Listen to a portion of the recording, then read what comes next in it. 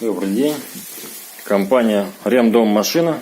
Поступила жалоба на машинку Индезит модель WESL 102 на утечку воды из-за якобы протечки манжеты. Манжета действительно рваная. Вот здесь у нас идет обрыв, но это мало влияет. Мы посмотрим, сейчас разберем. Посмотрим, если есть обрыв в нижних частях манжеты. Потому что вверху она редко течет.